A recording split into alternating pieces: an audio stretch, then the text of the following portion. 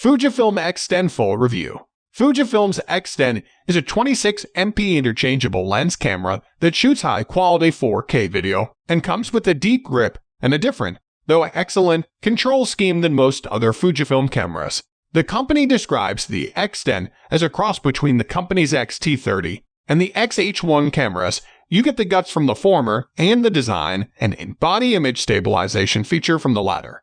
The X-S10 camera is targeted toward both beginning and experienced users who may have Canon or Nikon DSLRs and want something a little more familiar than a typical Fujifilm camera. And with a price of $999 for the body, $100 more than the X-T30, it's not necessarily out of reach for that audience.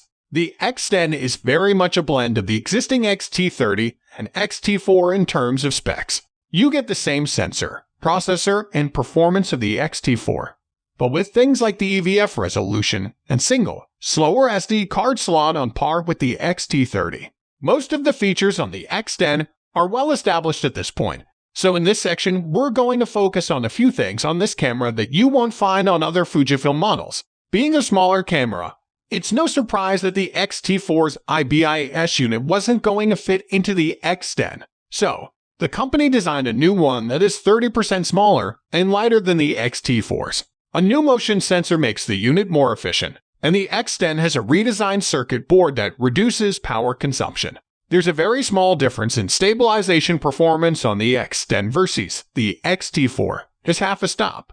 It offers 6 stops of shake reduction on all unstabilized Fujifilm lenses save for the X-F1655 f2.8, which weighs in at 5.5 stops.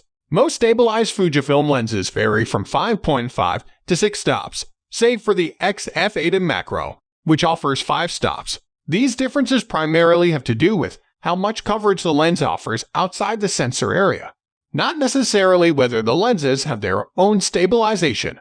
Those who stick to auto and scene modes will gain a few new features. The X-S10 now has an autofilm simulation mode which will select between Provia, Velvia, and Ashia depending on the scene. In our testing, the camera seemed to err on the side of selecting Provia, at least with portrait shooting. Befitting its mid-range status, you can now use any AF area mode in auto or scene modes, from spot to zone to wide or tracking. Previous cameras were locked in the wide mode. The joystick works a bit differently on the X-S10 than on other Fujifilm models. Now, when you press it inward, it punches into the selected focus point. The clickable rear dials on other Fujifilm models operated this way by default. You can change the functions of the joystick to a limited extent. Pushing the joystick straight inward will allow you to change the focus area instead of punching in. Now, when you switch film simulation modes, which you can do using the top left dial or the menus, you can press the Q button to see a description of what each mode does, along with an image resembling a classic film box.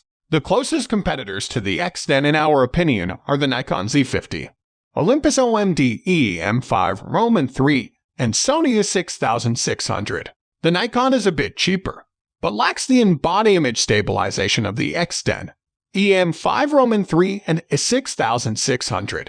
It's also worth pointing out that the Olympus and Sony cost a few $100s more than the Fujifilm.